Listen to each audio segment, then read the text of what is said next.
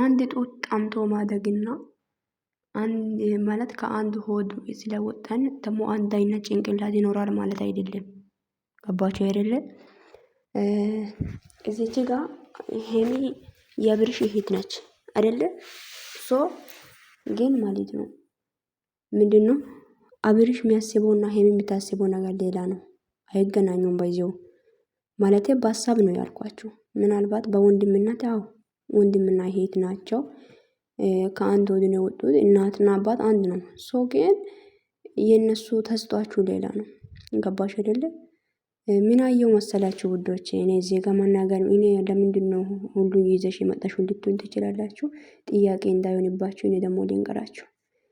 ምን አየው መሰላችሁ ትላንትና አንቺ ሄሚን ማለት ነው አንቺ ክብር ክብር የምትዩ ቤተሰቦችሽ ምን አይነት ክብር ያውቃል? አብርሽ ያንቺ ወንድም የሚባል ሰውዬ ክብር ያውቃል ወይ ቤተሰቦች ብላለች አንዷ ማለት ነውና እንዴ አብርሽ አሁን ላይ እያረጋ ያለው ነገሮች ልክ አይደለም።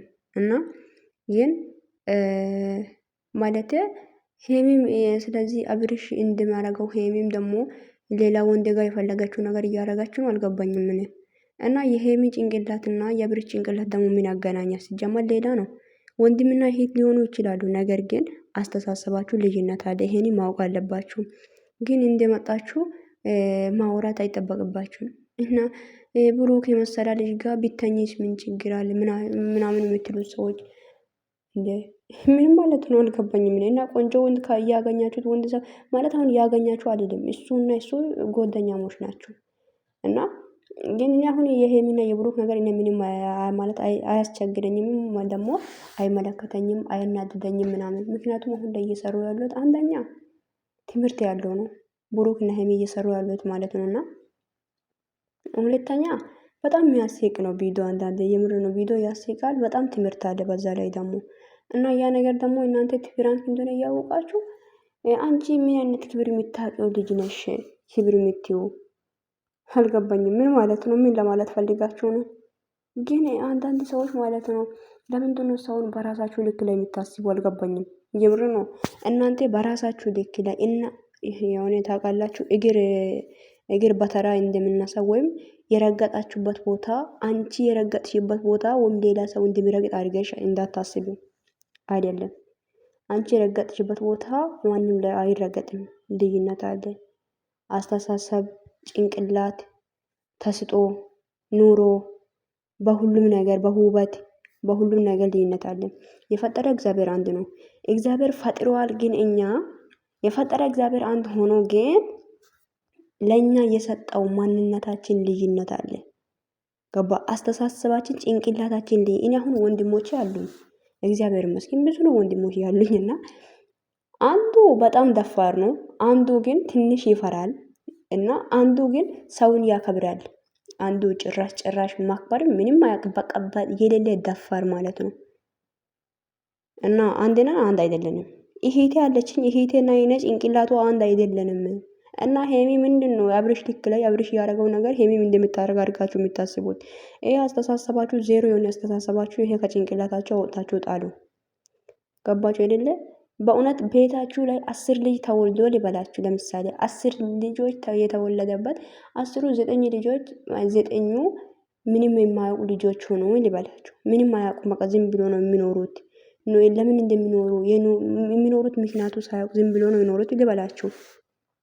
እና አንዱ ከሁሉም ከ9ኙ አንዱ በጣም ጭንቅላት ያለው ጥበበኛ እውቀት ያለው የሚያስበው በአስተሳሰብ በክብሩ የማይደራደር ቤተሰቦችን ከፍ ለማድረግ የሚጥረው ሊኖር ይችላል። ገባችሁ አይደለ? እና ሰው ጭንቅላት እንደ ሰው ማለት ነው። ምን ማለት ነው? እንደ ሰው እንደተሰጣው እኮ ነው የሚኖረው። ገባችሁ አይደለ? እንደተሰጣ ነው። ጥበብ እውቀት የሚሰጠው ከእግዚአብሔር ዘንድ ነው፣ ከሰው አይደለም። ገባችሁ አይደለ? ከሰው አይደለም የምንቀበለው። ጅልም ሰነፍ የምትሆኑት ከእግዚአብሔር ዘንድ ነው። ሰው ሳይሆን ሰነፍ የሚያደርገው እግዚአብሔር ነው እንጂ ሰው አይደለም። እውቅና ያለው ጥበብ ያለው ሰው የሚያደርገው እግዚአብሔር ነው። ይሄንን ማወቅ አለባችሁ። ገባችሁ አይደለ? እና አሁን ላይ እያየሁ ያለሁት ሄሚ ቤተሰቦቼን አከብራለሁ፣ ቤተሰቦቼ ክብር እንዲዋረድ አልፈልግም። አሁን ፕራንክ ላይ ነው፣ በጣም ትምህርት አለ። ገባችሁ አይደለ?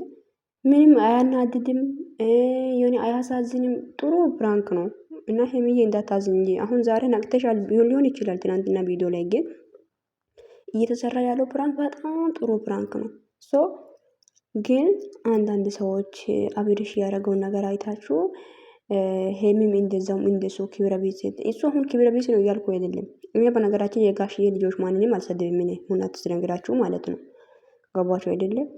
እና ለምን እንደዚህ እንደምትሉ ነው ግራ ይገባል። አብርሽና ሄሚ በእናት አንድ ሊሆኑ ይችላሉ። አንድ ጡት ጠምቶ ሊያድጉ ይችላሉ። ነገር ግን ተስጧችሁ ልዩነት አለ እያልኳቸው ነው። የሚገባችሁ ሰዎች ይግባችሁ። የምር ነው የምላችሁት። ልዩነት አለ።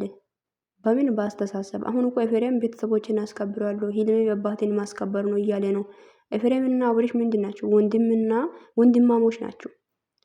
እና በአንድ ሆድ ከአንድ ሆድ ነው የወጡት። አንድ ጡት ጠምቶ ነው ያደጉት አይደለም? ሶ ምንድነው አብርሽ አሁን ትላንትና ጋሼ ሩታ ጋር ሄዶ ያው አወርቷል አይደለም?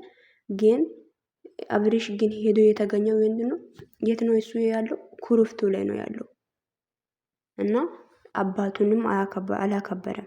አብርሽ ግን በጣም የሚያሳዝን ስራ ነው እየሰራ ያለው እውነት ነገር የእግዚአብሔርን እና ተው ግን እግዚአብሔርን ተው እንደ ምናልባት ለጊዜ ደስተኛ ልትሆን ትችላለህ። ለትንሽ ቀናቶች ሊሆን ይችላል። ደስተኛ መሆን ከፈለግ ይኸውልህ የዘላቂ ደስተኛ መሆን ሚስቴክ ጋር ታርቄ ልጅክን አክብሬ ቤተሰቦችን አክብሬ መኖር ነው የሚሻለው። ምናልባት እቺ ልጅ ዛሬ አለውልክ ስላለ ምን ሊሆን ይችላል። እና በአንተ ምክንያት ደግሞ ቤተሰቦችን ማሳደብ የለባትም። ቤተሰቦችን ለምን ታሳድባለህ? የኔ ወንድም ተው እንጂ ተው።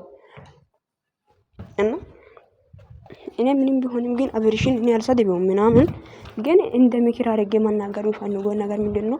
አብርሽ እያረክ ያለው ነገር ልክ አይደለም። የምር ነው እንዴ? አሁን አንተን ያዩት ልክ እኮ ነው። ሄሚ መጥቶ እዚህ ጋር አንቺ የምን ክብር ታውቂያለሽ ወይ? ቤተሰቦቻቸው ክብር ያውቃል ወይ የሚሉት ገባ አይደለም? ለምን እንደዚህ እንደምታደርግ አንተ አላቅም። እና ውዶች እኔ እንደዚህ ብዬ ነው የምናገረው። ሰዎች ማለት ልዩነት አለ፣ አንድ አይደለንም። እና ማለት ሁሉም ሰው አንድ አድርጋችሁ ባታስቡ ባይነኝና የምር ነው። በጣም ነው የምትገርሙኝ አንዳንድ ሰዎች። ለማንኛውም ሰላም ውዶች፣ እንዴት ናችሁ? ደህና ናችሁ? እግዚአብሔር ይመስገን ውዶች። መጥቼላችኋለሁ። ቪዲዮን ሼር ላይክ አድርጉ፣ ቤቴን ሰብስክራይብ አድርጉ እና ቪዲዮን ጨርሳችሁ ሲሙ ሀሳብ አስተያየታችሁ ኮሜንት ላይ አስቀምጡልኝ። ቪዲዮ ከተመቻችሁ ላይክ አድርጉ እና እኔ እዚህ ይዤ የመጣሁት ሀሳቤን ነግሬ ያለው እና መግቢያ ላይ እኔ አንዳንድ ሰላምታ ሳልጠይቅ ነው ቪዲዮ መጀመሪያው። ሶሪ ምንም ማድረግ አይቻልም። እና ለማንኛውም በጣም ነው የምወዳችሁ፣ በጣም ነው የማከብራችሁ። መልካም ቀን ይሁንላችሁ። እና ሁሉም ሰው በአንድ ጭንቅላት ወይም በአንድ አንድ ግሩፕ አድርጋችሁ ባታስቡ ባይነኝ።